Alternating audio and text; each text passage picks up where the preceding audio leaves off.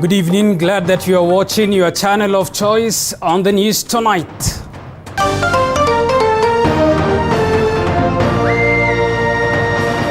Tonight, 14 killed in a banditry attack in Suyan area of Samburu County. Tension is still high in the area. KEMSA issues notice to all staff to work from home ahead of anticipated reforms, but the move has received criticism from senators. 900 ordinary junior employees within KEMSA are being sacrificed at the altar of protection of powerful individuals within government and within KEMSA fraternity management.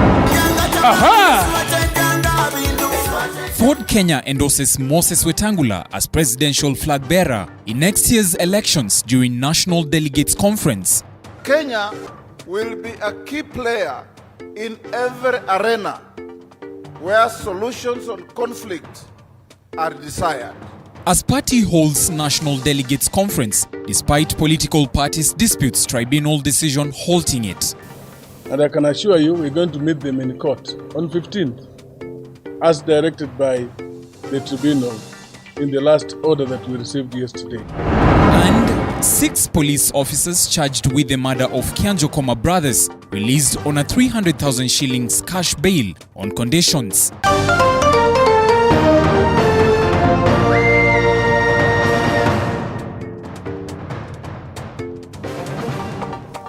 Mbesa is our sign language interpreter. Good evening, I'm Abubakar Abdullahi. Welcome to the broadcast. To our top story tonight, and at least 14 people have been killed. Tens of others are nursing gunshot wounds following a banditry attack in Suyan area of Samburu County. This follows a 15-hour gunfire between police, locals and bandits that claimed the lives of 5 herders and 9 suspected bandits. And as Gilda Mugeni now reports, 10 other people have died in Marsabit area following an attack by suspected bandits. The attack that lasted 15 hours claimed the lives of 15 people, 5 herdsmen and 9 suspected bandits, with several others escaping with serious injuries.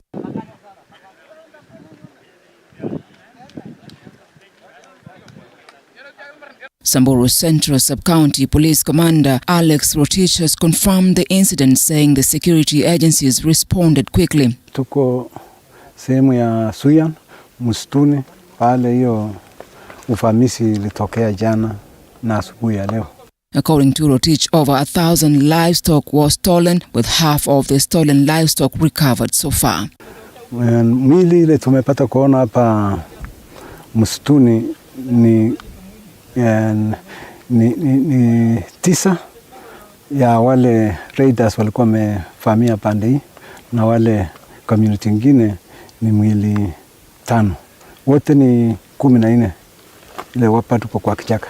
Samburu leaders led by Samburu Women Representative Maison Leshomo have strongly condemned the incident. Ningependa tu kuomba ofisi ya Matiani, ikiwa mtu mmoja saa ingine inakufa pahali moja tu, utaona mandege kila pahali. Kutoka saa 10 jana mpaka leo hatujaona chochote imetoka Nairobi kuja kuangalia watu wanakufia wanasosania nini. Elsewhere in Marsabit County, 10 people have been killed by suspected bandits. Reporting for TV47, I'm Gilda Mugeni. Elsewhere, tension is high at the Kenya Medical Supplies Authority after the chairperson of the board, Mary Mwandime, announced redundancy that will see non-core staff work from home for 30 days as the authority restructures for effective delivery of service. The move by KEMSA has attracted mixed reactions from senators and health unions who have condemned the move. It is the government's main agency tasked with the supply of drugs and medical supplies. But its sick state got the government and some international partners worried sick, culminating in a massive layoff that will see at least 900 staffers lose their jobs. At KEMSA we don't have a union, so it's bad for us. We don't have a union, so hakuna mtu atatutetea Ni sisi wenyewe tujitetee. The authorities chair Mary Mwadime announcing raft of measures she says will streamline its operations. Some of the affected departments include warehousing, procurement, and supply chain department. As the review gets underway and in compliance with the legal requirements governing labor management, the board has issued general notice letters to all staff working with KEMSA this morning. The move, according to the chairperson, was reached at after a decision made by a multi-agency task force that was formed early in July and which included international partners counterparts like the World Bank and Africa Resource Center. It's a plan to reorganize the organization so that we meet our mandate, which is the procurement, the warehousing and distribution of a very, very vital item for the Kenyan people, which is medical supplies. But while the task force saw it fit to prescribe that kind of antidote to rid KEMSA of its rot, Madam Speaker, as a Senate would not care about KEMSA. Senators who were discussing the reforms at the Medical Supplies Authority were reading from a different script. That 900 ordinary junior employees within KEMSA are being sacrificed at the altar of protection of powerful individuals within government and within KEMSA fraternity, Madam Speaker. Kembe Gitura, who used to sit here, was given another job instead of answering questions. It is a cover-up. When you decide to sack 900 workers, that is a whole institution. And there must be something really that is warranting sacking of all these members and workers. Honorable Speaker, I condemn the act of sacking 900 workers.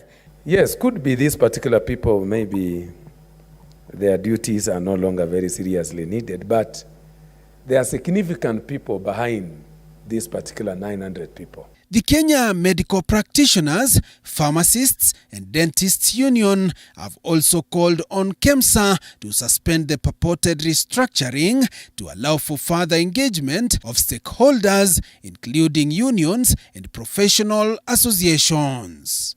As the reforms take effect, the National Youth Service is one of the government bodies that will take control of operations at KEMSA as policy structures are being initiated. The core operating teams and our caretaker management team have been notified, appointed, and mobilized to ensure seamless operations in the intervening period. Joash Onsare, TV47, Nairobi. Elsewhere, Ford Kenya delegates have endorsed Bungoma Senator Moses Wetangula as the party's flag bearer in the 2022 presidential election. Members who converged for the National Delegates Conference at the Bomas of Kenya elected their party officials before endorsing Wetangula's presidential bid. This coming amid leadership wrangles in the party, with a section of leaders terming Thursday's delegates conference illegal pending a court case. The Ford Kenya National Delegates Conference took place as planned despite the political parties tribunal suspending the meeting following the messy leadership wrangles. It all began with the delegates electing their preferred party officials and nominating Bungoma Senator Moses Wetangula to fly its flag in the race to succeed President Uhuru Kenyatta next year. Honorable Moses Masika Wetangula was elected as the presidential nominee of Ford Kenya and the party leader.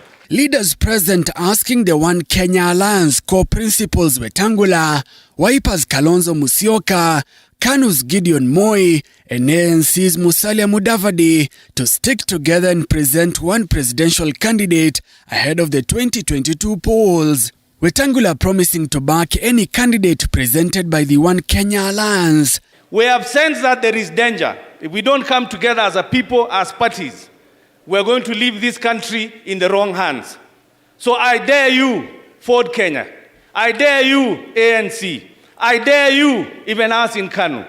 I dare you, Wiper, that for the sake of this great nation, let us forget our differences. Please build trust It takes time to build trust.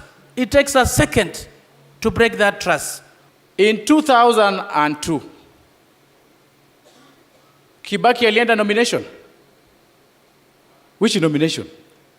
They selected the presidential candidate through consensus. In 2013, Uhuru alifanya nomination. Gani? There was no nomination.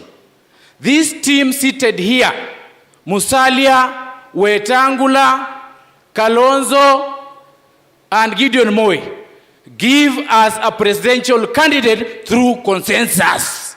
That is the only way. 2022, I have said and I want to repeat, I will form government with others, or others will form government with me, and those others will be in Oka. This comes amid the leadership crisis that has come to haunt Wetangula, with party rebels terming Thursday's delegates conference as illegal. The faction led by Kanduyi Member of Parliament Wafula Wamunyinyi has promised to present another presidential candidate in a similar delegates meeting set to take place on Saturday. But we know that even if they went ahead to hold the NDC today, it will be an exercise in futility because there is a court order. And I can assure you we're going to meet them in court on 15th, as directed by the tribunal in the last order that we received yesterday. Though we are aggrieved by the orders stopping our meeting, we shall abide by the orders as we have previously respected all orders. Hata mtoto akikunyea kwenye paja lako, kama umemzaa wewe, humtupi chini ukamwangusha, unafutafuta ile kinyesi na unamchukua mtoto wako unambeba. The leaders, however, took a jab at Deputy President William Ruto's bottom-up economic model, blaming him for most challenges the country is facing, including graft. ODM leader Raila Odinga was not left either, the leaders poking holes on his 6,000 shilling monthly stipend to vulnerable households. Kama mtu aliingia kwa serikali, kama tuko na vijana milioni 3 peke yake ambao hawajapata ajira. After 10 years, we now have 12 million youth who are unemployed. Sasa akipata serikali atakupatia aje kazi? Watu wanaumia kwa sababu hakuna mpangilio. Nani mjinga hawezi kuona hii ni jama ya kuonga, mass bribery with a policy? Corruption has to be dealt with in a manner that those who even think about practicing ufisadi or corruption will never have a second chance to think about it again. Ford Kenya settled on Senator Moses Wetangula as his official flag bearer, despite leadership wrangles within the party, with rebels expected to hold a similar conference on Saturday. Musa Salah, TV47, Bomas of Kenya, Nairobi. You're watching TV47 News Tonight. Keep talking to us. Send us a message on 22047. Time for us to take a short break. We still have a lot lined up for you. Stay with us.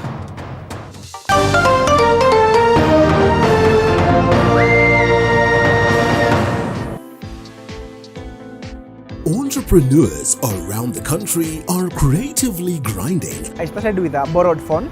A borrowed phone? Yeah, that could last 2 hours with charge. We just have to do quality work for them. To make their mark in an unpredictable market. It was now going on a sales venture, looking for stockists door to door. On the grind, we bring you their stories so you can tell yours. Every Monday at 7:30 p.m. Men are known to be the pillars. We're rising up together. Say your point. You need an alpha male now to come and help you and your girl. Hi, anaongea zero. And women, they are the cornerstone that hold the pillars. Dali kati ya mwingine. Don't be entitled. A man is peaceful, a man knows how to talk to a lady. This November, the Men's Conference brings a cocktail of diverse ladies to weigh in on various matters. Something I'd love more to see is men being able to exist as themselves. Tune in every Wednesday at 10 p.m.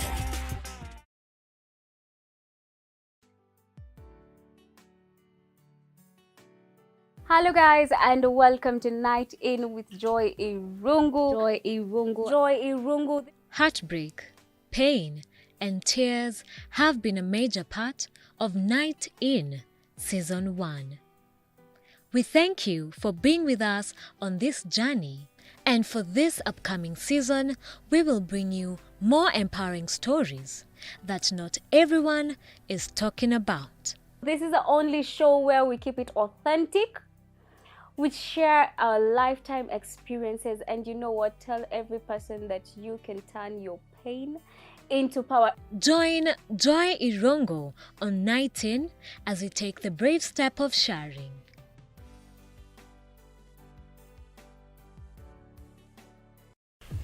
The road to 2022 is becoming tougher. Nyuma ya wheelbarrow kuna economic model. And trickier with each passing day.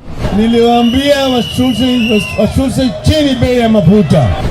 Political aspirants in a dilemma whether to change allegiance or not. How has Raila and the handshake made Jubilee lose focus?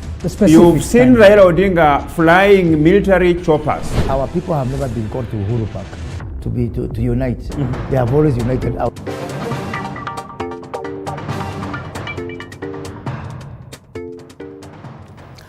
Welcome back to TV 47 News Tonight. Thank you for staying with us. Let's get to more news. And Jubilee Parliamentary Caucus has announced that it will put its house in order by kicking out disloyal members. The leadership says members have requested for rebranding, restructuring and revitalization with an aim of making it stronger ahead of the 2022 polls.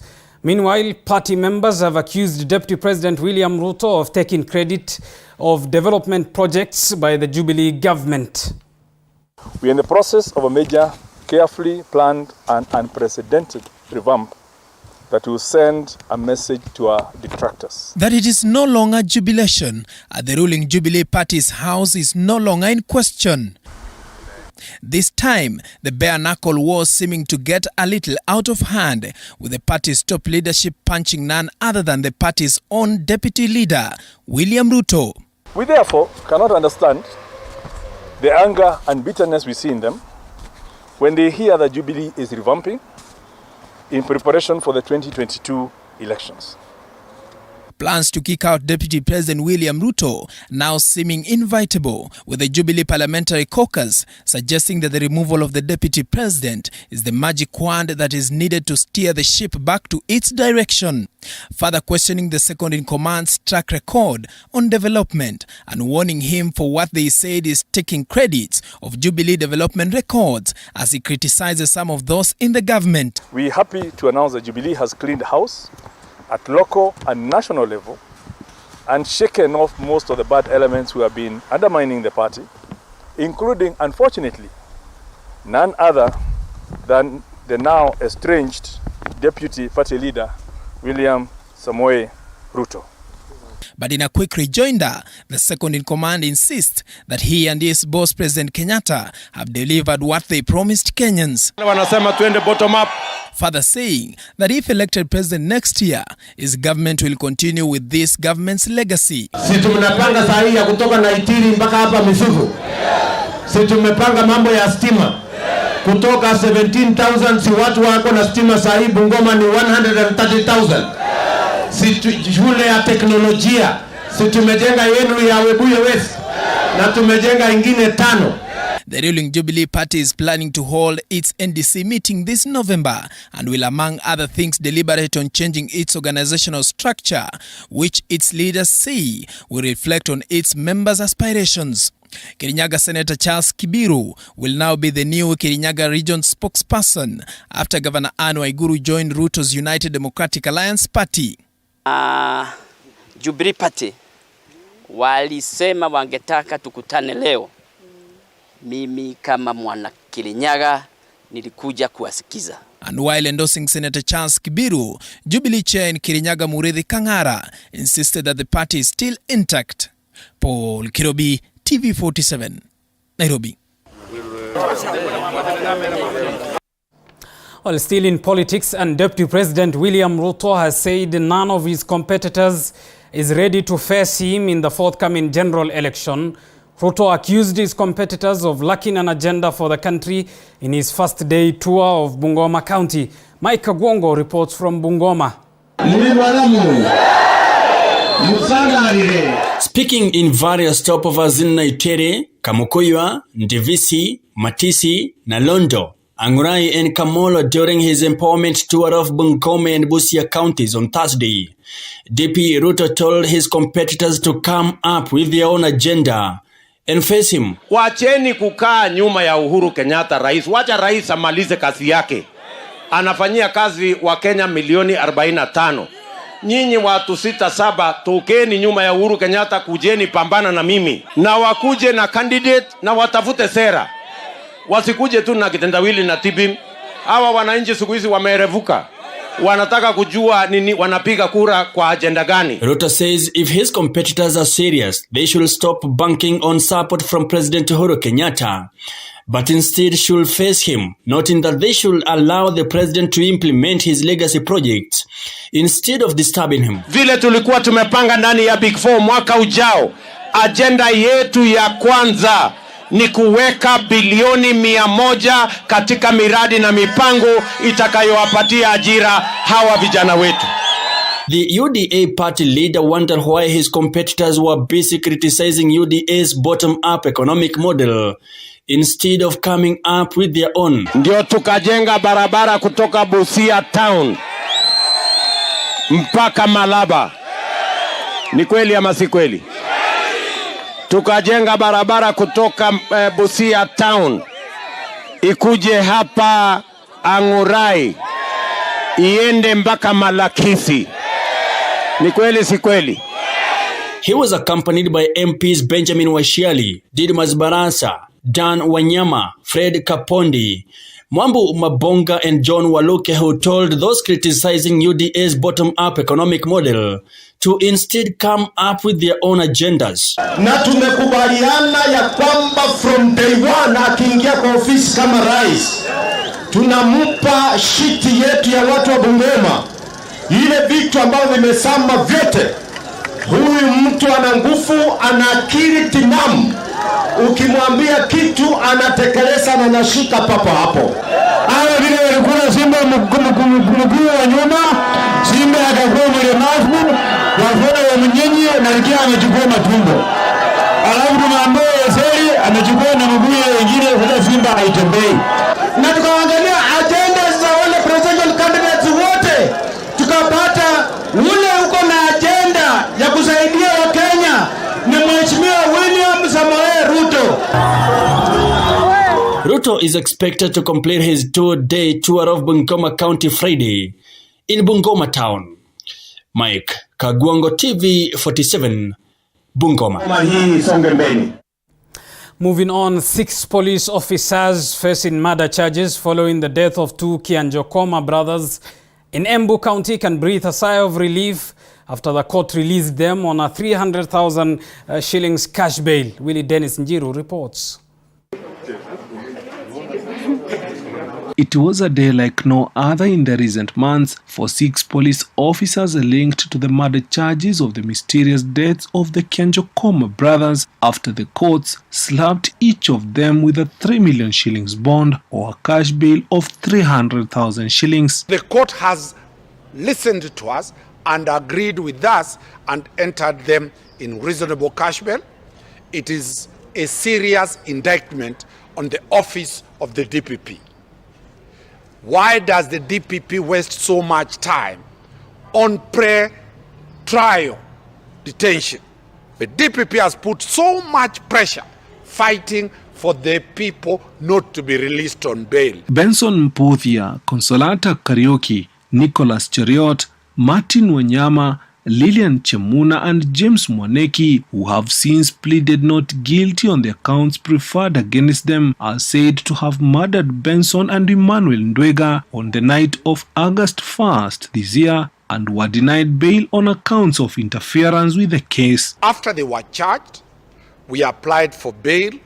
The state raised several reasons as to why they cannot be released on bail. One of them being that they will interfere with the witnesses. The court has looked at that and agreed with us that those police officers are already interdicted and they do not exercise police powers, and therefore they cannot interfere with the witnesses. Presiding Judge Justice Daniel Ogembo has further barred them from going to Kenjokoma, where the offense took place, or Embu County. However, Benson Puthia, who hails from Meru County, has been permitted to transit through Embu County to his home in Meru. Everybody is entitled to bail and to bond. Whether it is a policeman, everybody is entitled to the rights and protection of the law and the constitutional provisions. The 6 were held separately at the Industrial Men's and Langata Women's Prison, following the application by the courts. For TV47, I'm Willie Dennis Njero. Now, the government is keen to engage students in universities and other tertiary institutions on its development agenda. Speaking at Mount Kenya University during the official opening of the Mwai Kibaki Convention Center, Interior Cabinet Secretary Dr. Fred Matiang'i challenged institutions of learning to find an alternative way to make income that will sustain them through the hard economic times. Andrin Kilemi reports. It is during the official commissioning of the multi-million auditorium at the Mount Kenya University that the Cabinet Secretary for Interior and Coordination of National Government, Dr. Fred Matiang'i, challenged institutions of learning to find alternative ways to make income besides money that is paid as school fees.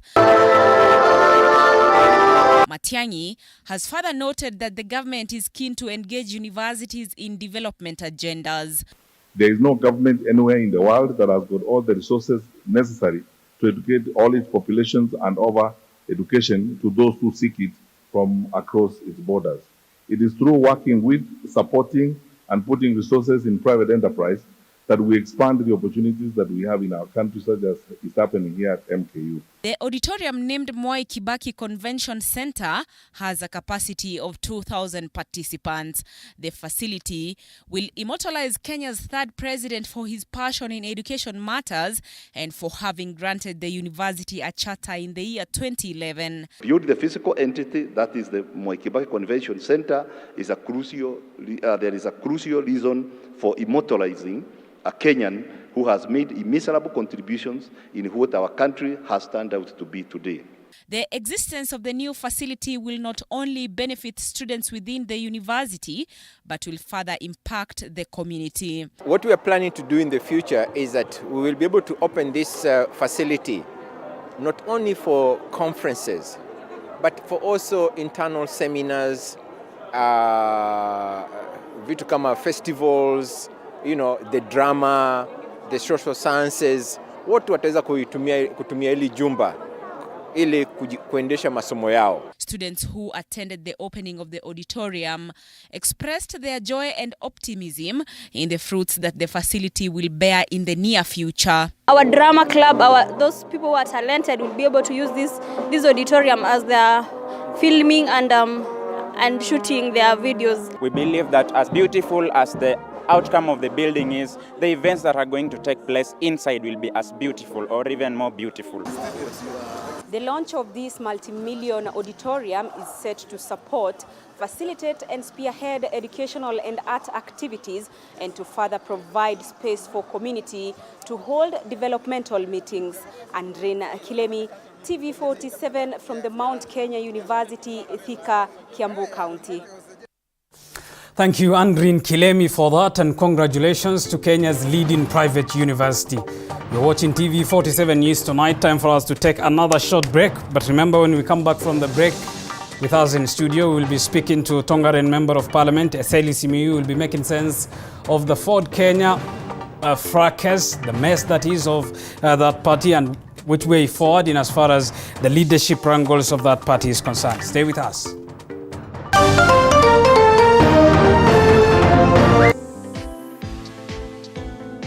Entrepreneurs around the country are creatively grinding. I started with a borrowed phone. A borrowed phone? Yeah, that could last 2 hours with charge. We just have to do quality work for them. To make their mark in an unpredictable market. It was now going on a sales venture, looking for stockists door to door. On the grind, we bring you their stories so you can tell yours. Every Monday at 7:30 p.m. Men are known to be the pillars. We're rising up together. Say your point. You need an alpha male now to come and help you and your girl. Ameongea zero. And women, they are the cornerstone that hold the pillars.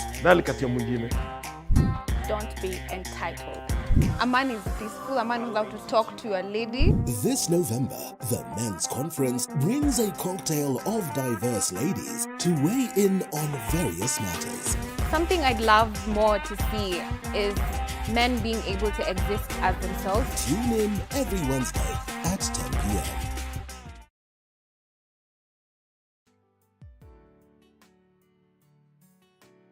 Hello guys, and welcome to Night In with Joy Irungu. Joy Irungu. Joy Irungu. Heartbreak, pain, and tears have been a major part of Night In Season 1.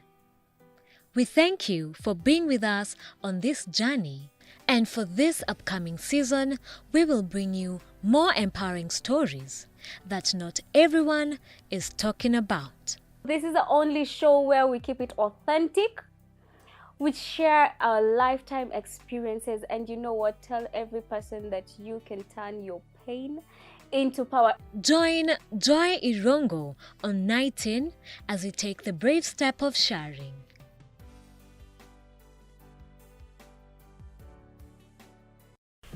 The road to 2022 is becoming tougher. Nyuma ya wheelbarrow kuna economic model. And trickier with each passing day. Niliwaambia washushe chini bei ya mafuta. Political aspirants in a dilemma whether to change allegiance or not. How has Raila and the handshake made Jubilee lose focus? You've seen Raila Odinga flying military choppers. Our people have never been called to Uhuru Park to unite. They have always united out of their own volition. Reduce your madness. Kenyans are suffering. Would it be fair to conclude? I don't want your station to be sued. That Jubilee government has never been able to sponsor any successful project. Every Monday at 9:30 p.m., Pundits Night brings you inclusive and candid conversations with the pundits. We say disability is not inability. Our impairment are not disability. Disability is the barriers put across by the society. Beyond the Limit gives a voice to those abled differently. People with special needs can undertake a job, particularly that is customer service focused, as good, if not better than, people that are 100% abled. We bring you conversations of these great persons, round table conversations, and many more.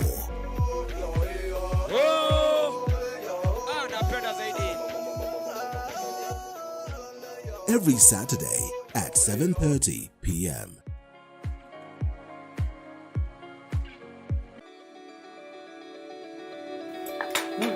Tasty. 100 yani chumvi imeonja kabisa, like you do not need to add anything.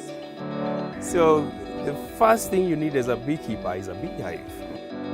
Yes. Even though I know I won't read it as hard because when I'm engaging the time. You can handle it. But if you want us to reduce, we can reduce it. Wake up feeling fresh every morning and knowing that there is a morning show that's got you covered.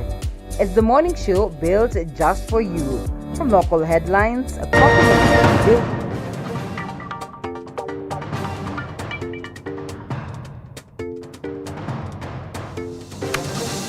Welcome back to TV47 News Tonight. Thank you for staying with us. And as earlier promised, let's now talk matters Ford Kenya amid the fracas and mess at the National Delegate Conference today endorsing Moses Wetangula as the party leader. Let's bring in Tongaren Member of Parliament, Eseli Simiyu, to discuss that with us. Good evening, Mheshimiwa. Thank you for your time tonight on TV47. Thank you for having me. Let's start from the basics. Who tonight is the party leader of Ford Kenya? I think the matter remains as it was in June last year, because all these matters are before court. So it remains that way. And it remains that way in the sense that... What was done today was not an NDC. This was a convivial gathering of One Kenya Alliance. We will come to what was done today, Mheshimiwa, but when you say the matter remains as it was of June last year, that means there was a conservatory order reinstating Moses Wetangula as the party leader. And that is where the matters are. So you acknowledge him... What happens today has no reflection on that. Fair enough. That's where matters are. We will come to that. So you acknowledge him as the party leader? No, we don't acknowledge him because we had removed him. He's hanging on with a conservatory order. And let's talk of what has happened today. A section of the party says there were national delegates members who endorsed Moses Wetangula as the presidential candidate in the 2022 election. National delegates Congress members were in their respective counties. The people gathered there are like when you can mobilize people to come for your meeting, who are not necessarily delegates elected at the grassroots. The delegates elected at the grassroots, those who attended, when I counted, were not more than 300 out of a contingent of 2,220. Yes. And given that the party and the party leader says this was a national delegate Congress whose members endorsed him as a presidential candidate. That's him saying. And you know, I've always told you, I don't know how many more laws and illegalities Weta has to break to keep on holding on to Ford Kenya. Yeah, because when he says that, it doesn't mean that it's true. No, you see, there's a problem you are facing here with Wetangula. This is Forum for Restoration of Democracy. But unfortunately, Wetangula exhibits no shade of democracy at all in his demeanor and in his actions. So actually, his being allowed to be at the helm of that party for 10 years is an accident of history. It should never have happened. You refute what happened today. You are in the same line of thought with another party leader who claimed he was the party leader, Wafula Wamunyinyi, who termed the Congress meeting today as, quote, null and void. Does this deepen the already existing division in that party? It is null and void. And I've told you that what was there today was not an NDC, but a convivial gathering of the One Kenya Alliance. Yes. There was no NDC there. One, because there was already an order stopping, because we were going to have an NDC. He was going to have an NDC. There was already a tribunal order stopping it. So he could not have it. But since he had invited people, he went ahead to have a general gathering. And just for purposes of clarity, that order is by the political party's dispute tribunal, which you say he has neglected and went ahead to call for a conference of the delegates. Does this, and I rephrase perhaps my question, deepen the already division in that party? The division is severe now. By that action alone, he has caused a severer damage to the party than what was there before. So I think for him, his action, to me, appears to be, so long as he retains that name Ford Kenya in his pocket, he doesn't care what else happens to the bona fide elected grassroots leaders of the party who then form the National Delegates Congress. And let me ask you this. This party has often been termed as though it is a Western party, a party that is based there, which begs the question, how much of Bungoma's politics is responsible for the division in this party? I think part of Bungoma, definitely Bungoma politics has played a role, and national politics has also played a role in this way. Bungoma politics has played a role because as we speak now in Bungoma, elected Ford Kenya MPs, that's constituency MPs, are 3 out of 9.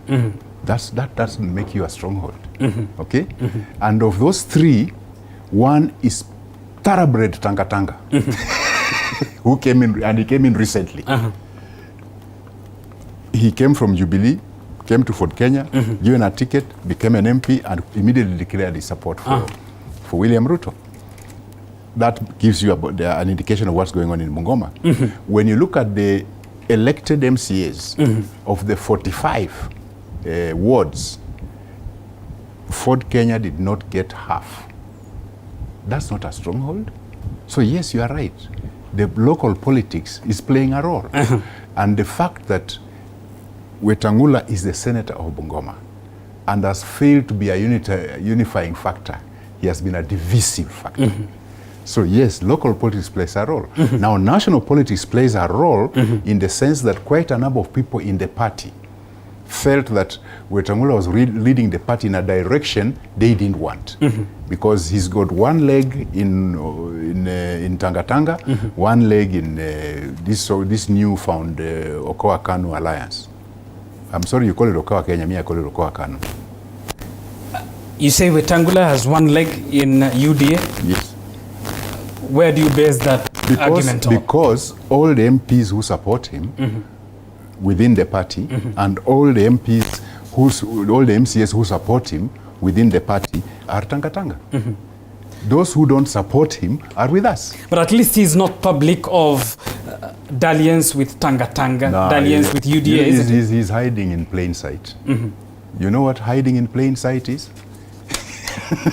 I suppose that will need a political interpretation, no, depending on which side you are. Hiding in plain sight means you are doing things and people think that you are not doing them, but you are actually doing them. They can see them. Yeah. But is it not what we can see observably that Wetangula is part of the One Kenya alliance and not UDA as per the public utterances and political showpieces? You know, I can tell you something. If there's anybody who knows political acrobatism, is one Moses Wetangula. This One Kenya alliance, to me, is going nowhere. And he's aware of that also. So all his foot soldiers are in Tanga, while him is pretending in One Kenya alliance. But all his foot soldiers are where? In Tanga. That's why I call hiding in plain sight. Fair enough, and I'm sure once we host him, we will ask him of that. Nonetheless, but in fact, ask him to enumerate the number of MPs in Ford Kenya and how many of them are with William Ruto. Fair enough. Let's talk of the faction that he leads. There were One Kenya Alliance leaders in that meeting who endorsed him, who at least talked of Wetangula being a presidential candidate of the Ford Kenya, which presumably will be part of the One Kenya Alliance. The presidential candidate. What of the side that Wafula Wamunyinyi leads? You see, we don't the side you are part of. We don't want to keep on lying to ourselves. A presidential candidate always ends up as a senator. No. Let's stop cheating on Wananchi. He's a senator now, but he has been endorsed as a presidential candidate for the 2022. He has been endorsed before. Similarly, but has always ended up in the Senate. Yeah. Despite being a coalition member, isn't you remember even the other time he launched his campaign in Kakamega? That was for the 2017 race. And then he went to the Senate. He was part of the National Super Alliance. The usual lies. We who are in the Wamunyinyi faction just got tired of the lies. All right. And given that he says he's part of the One Kenya Alliance, well, he says, who will your faction, your side support so the far, 2022 presidential when our NEC and General Council met the last time, they authorized us to reach out to other people and start talking to them. So far, we've reached out to Raila Odinga, we've reached out to Mukisa Kitui, we've reached out to Kivuda Kibwana, and we are trying to reach out to many more. So for us, we are still exploring which faction, which coalition will be able to enter.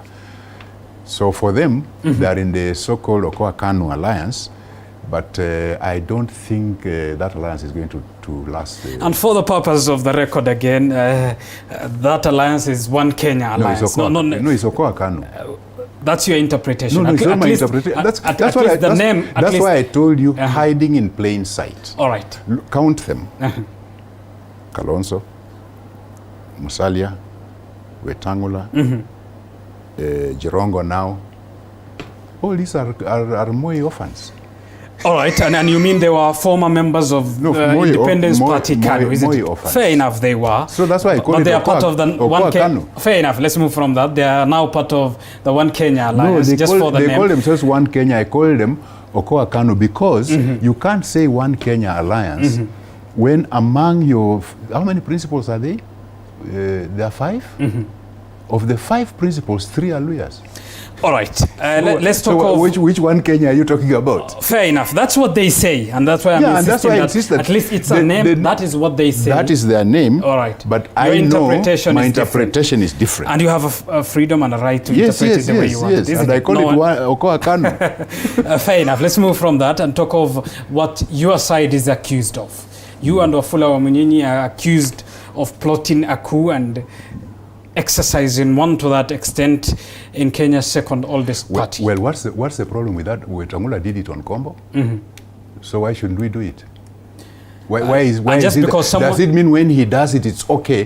When somebody else does it, it's wrong? And does he did it on Kombo. Fair enough. Why should we do it on him? Does it make it right that you repeat a mistake that was that was done before? No. What's good for the goose is good for the gander. If that's the way, by the way, if you look at the history of Ford Kenya, there's never been any smooth transition. There's never been.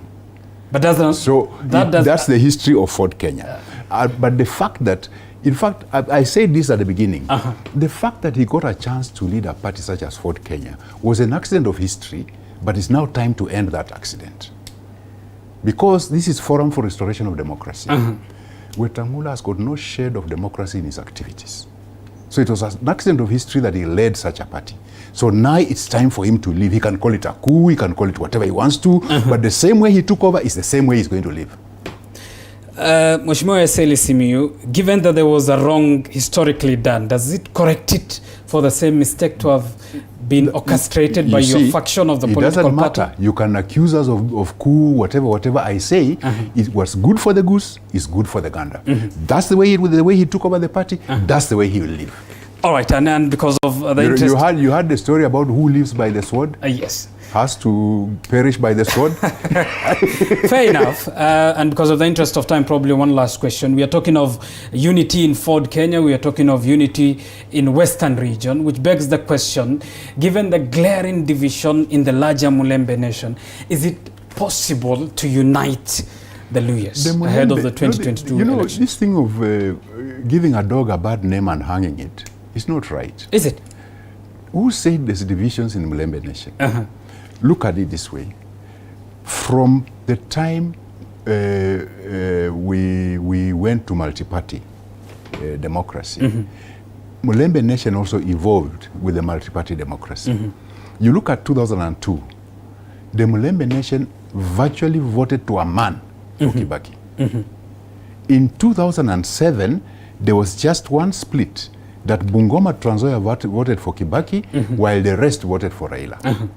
Come 2013, you saw they were all together voting for Raila. In fact, Musalia at that time was a presidential candidate and got less of those votes. Come 2017, the same, they all voted for Raila. So this division you talk about is these greedy leaders up here. These greedy leaders are the ones who give a semblance of division among the Luyas. No, the people themselves are not divided. Despite the diversity in terms of elected members on different parties. In the 2017 election, that is the region that had members from ODM, from Ford Kenya, from Jubilee Party. But look at it carefully. Look at it carefully. Here is a Jubilee MP in a constituency, has been elected as an MP with no MCA. Or one MCA. Doesn't that tell you about Chebukati's organization? Doesn't that cast doubt on how they are performing their functions? So please, don't blame the victims. All right. people who have been victimized by the electoral body itself, then you blame them. It's not right. and finally, you say there is no division amongst the people. No.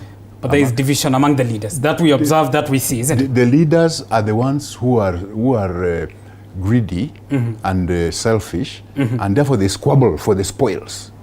All right. But the wananchi themselves, no, they are very united. Given that Moses Wetangula was endorsed as a presidential candidate for the 2022 general election, given that we have on record Musalia Mudavadi saying he will go contest as a presidential candidate, that will point to a division, isn't it?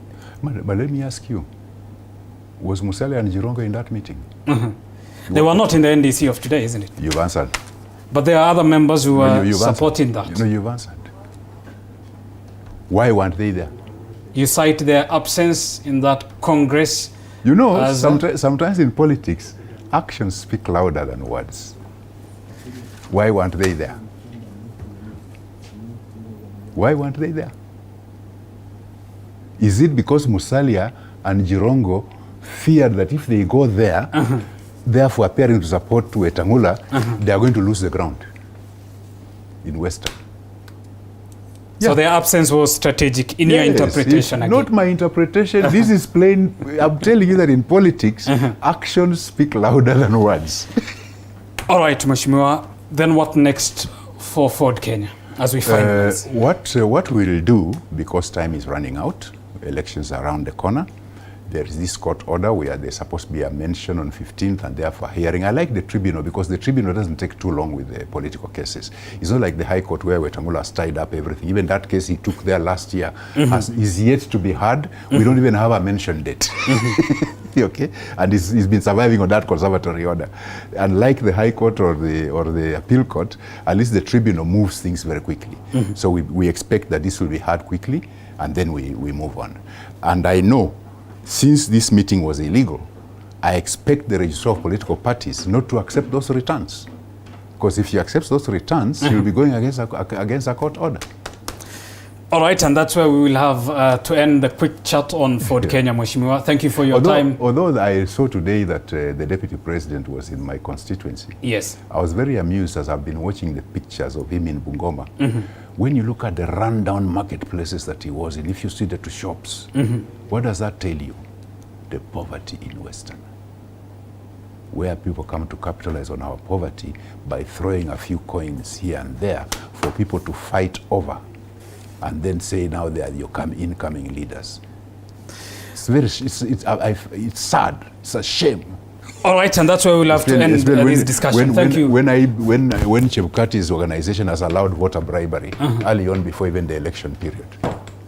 All right, Eseli Simiyu is a Tongaren member of parliament. We were talking of Ford Kenya, the fracas to that extent. A section of members of that party today through a National Delegates Congress, which the Wafula Wamunyinyi side refutes, endorsed Moses Wetangula as its presidential candidate in the 2022 polls. Let's get to more news now. And former Machakos First Lady Lilian Ng'ang'a has today made public the alleged frustrations and threats she has been subjected to following her breakup with Governor Alfred Mutua in June this year.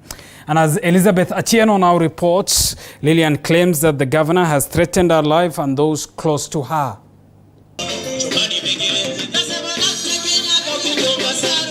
This video was captured on the 22nd of August 2021 during the 51st birthday party of Machakos Governor Alfred Mutua and made rounds on social media just a month after the governor and Lilian Ng'ang'a announced their separation. And today, things took a new twist between the two after Lilian Ng'ang'a raised concerns over the threats she had allegedly been receiving from the governor.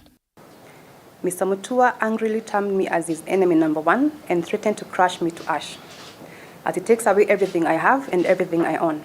He stated that he had offers from people to kill persons close to me and threatened that he will actually take up the offer to teach some people a lesson. Lilian, accompanied by her lawyer Philip Murgor, further narrated how the governor has been illegally obtaining property belonging to her. On September 8, 2021, Mr. Mutua, accompanied by his police bodyguard, Martin Zingi, arrived at my apartment and took away a car that was fully registered in my name with a spare key that he had illegally obtained. Mr. Mutua fraudulently transferred the ownership of the car in the logbook into his name and thereafter sold the vehicle to a third party. Along the same fraudulent conducts, Mr. Mutua recently and illegally transferred my shares in the Dash Enterprises, the hotel company, to his sister Anne Bandi Mutua. Again, a clear act of fraud. At no point did I execute a transfer of my shares or otherwise transfer my 1,800 shares, that is 45% shareholding in the company, to him, let alone his sister. On the 12th of November 2012, the Kenyan government approved a law that recognizes cohabiting couples married after 6 months. However, Lillian has maintained that she was never married to the governor despite them being in a relationship for longer than the stipulated period under the law. I requested Alfred Mutua for mature and amicable separation and reminded him that after all, we were not married.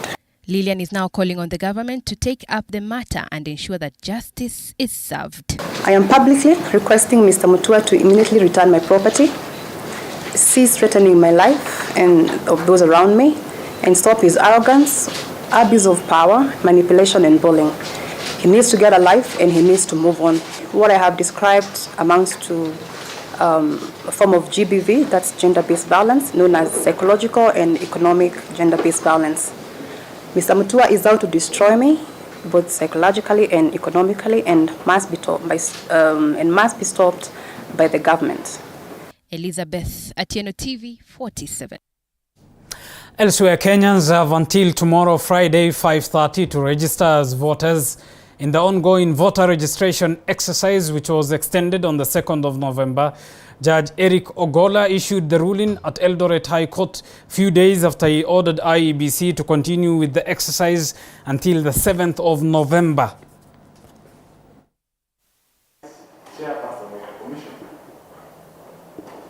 Elastic the public interest is. Yes, the court even the video, how the public has been for a mention, not hearing. Yes.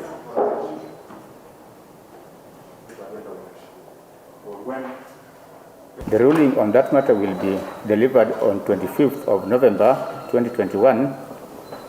2. Pending the delivery of the ruling on 25th of November 2021, the conservatory orders issued herein on 1st of November 2021 prohibiting the IEBC from closing the voter registration are hereby lifted with effect from Friday 5th November at 5:30 p.m.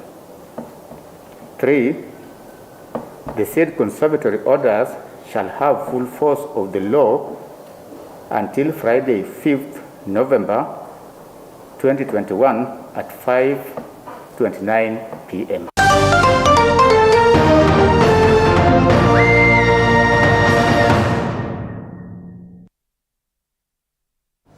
Let's get to some business news. And Equity Bank has been named among global banks in offering banking facilities.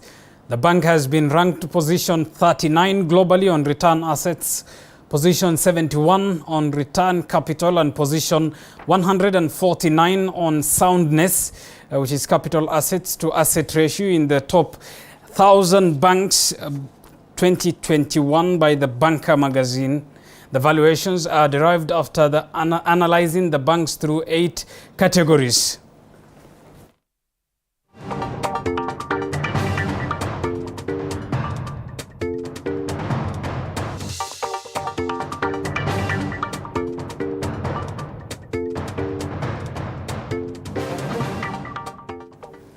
Now, Meru County is planning incentivized industrial investments in 4 vocational centers of excellence, including Githongo, Maua, Mudhara, and Kubu.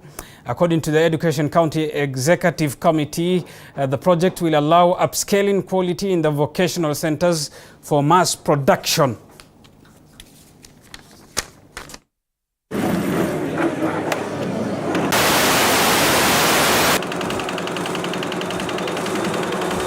As we go on, we are going to keep on empowering you. You know that many of our youth in our villages are through these machines that you see here today. Making a step forward with those who are doing tailoring courses in our polytechnics through these machines that you see here today. As we go on, we are going to keep on empowering you. You know that we are unemployed. Many of our youth in our villages are unemployable because they don't have the necessary skills. Pia kazi hizi kama Meru County kusaidia institutions zetu ama polytechnic zetu zote ziweze kuwa zinatengeneza nguo na kwa yale mashule na ziwe commercial ama ziwe zinafanya biashara hapa na pale ziweze kujikimu na kujisaidia mashuleni. As a directorate, we've been able to procure 82 industry equipment, which the governor launched the other day. So he's allowed us to benchmark with Kikotech, one of the best industries, because his desire is for Meru to be among the top counties in the industry in terms of manufacturing, production and professionalism, so that whatever we produce has value for money. Well, from Meru County, you are watching the county's television. Time for us to take another short break. Sports News with Dennis Otieno is up next. Stay with us. You are watching TV 47, the home of untold stories. Entrepreneurs around the country are creatively grinding. I started with a borrowed phone. A borrowed phone? Yeah, that could last 2 hours with charge. We just have to do quality work for them. To make their mark in an unpredictable market. It was now going on a sales venture, looking for stockists, door to door. On the grind, we bring you their stories so you can tell yours. Every Monday at 7:30 p.m. Men are known to be the pillars. We're rising up together. Say your point. You need an alpha male now to come and help you and your girl. Anaongea zero. And women, they are the cornerstone that hold the pillars. Don't be entitled. A man is peaceful, a man knows how to talk to a lady. This November, the Men's Conference brings a cocktail of diverse ladies to weigh in on various matters. Something I'd love more to see is men being able to exist as themselves. Tune in every Wednesday at 10 p.m.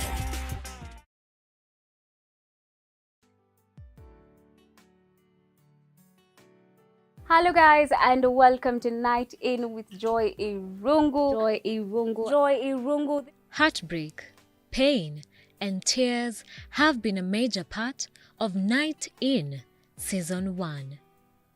We thank you for being with us on this journey, and for this upcoming season, we will bring you more empowering stories that not everyone is talking about. This is the only show where we keep it authentic. We share our lifetime experiences, and you know what? Tell every person that you can turn your pain into power. Join Joy Irungu on Night In as we take the brave step of sharing.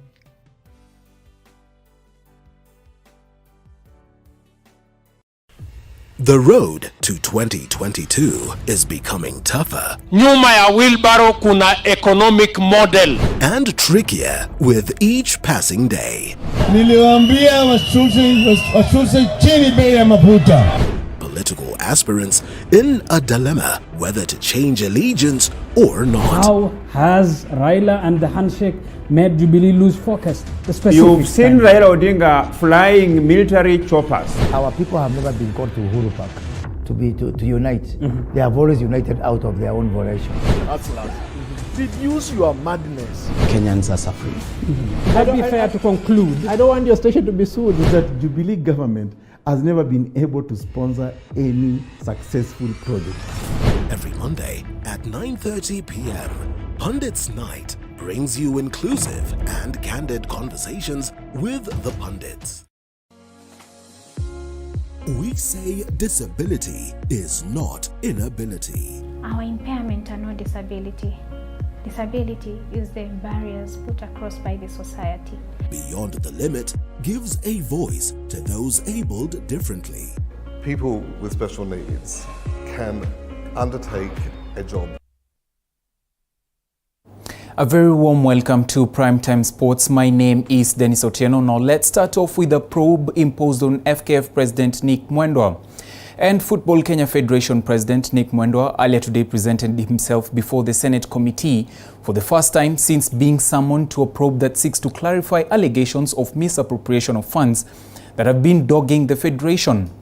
Mwendwa, in his submissions, noted that the allegations are malicious efforts by his competitors to taint his reputation, adding that he can account for all the funds the federation has received during his tenure.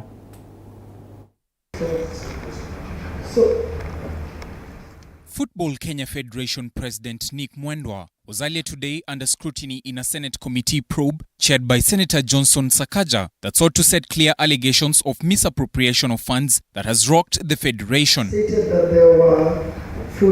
Mwendwa appeared before Senate for the first time since being summoned earlier on 27th October this year, where he was alleged to have pocketed approximately 11 million shillings in allowances from the federation's account. Yeah. Are those 14 days lapsed?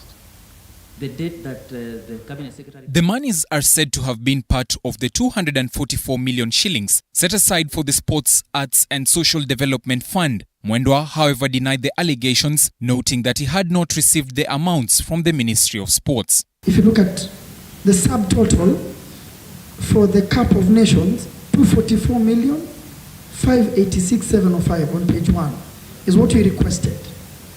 All right? That's what the ministry approved. They sent to us 244,500,000. So the difference is 86,705 that they didn't give us. In his submissions, Mwendwa says the federation has already been audited by 7 officers, adding that he provided all financial documents and transactions the federation has carried during his tenure. The Auditor General has audited at once last year, and there's a report.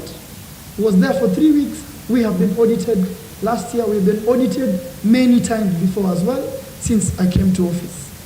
After being tasked to answer questions regarding transparency over the utilization of the funds, Mwendwa noted that all financial statements are published on the official website of the federation, adding that he can account for all the monies he received in the past 4 years. On our website, we publish our financials from 2016 to date. And we encourage people to go and check these financials every year. The embattled FKF president alluded to the fact that the allegations are political tactics employed by his opponents to taint his reputation in bad image. People who are taking us to court every time we're trying to remove us from office are picking these issues and running everywhere with them. Every time we do everything, and we are happy to respond. This issue of a trophy is one of us, and there will be many that we shall respond to. And indeed, we have responded before, Chair, just to show that we are not hiding anything and will not hide anything. The Senate committee meeting was adjourned and is expected to resume in 1 week's time. Thank you, Chair. Dennis Otieno, TV47 Sports. It's important.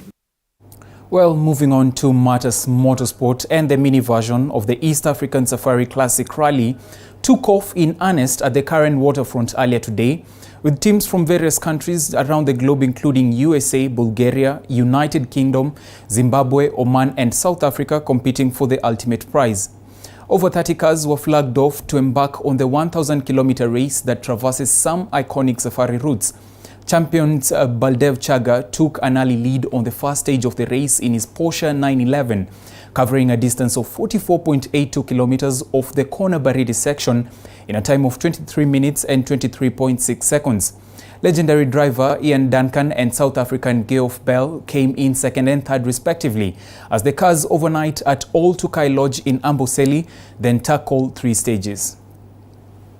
4, 3, 2, 1, and here we go. First car on, Baldev Chaga, navigated by Ravi Soni, and off they go. Geoff Bell and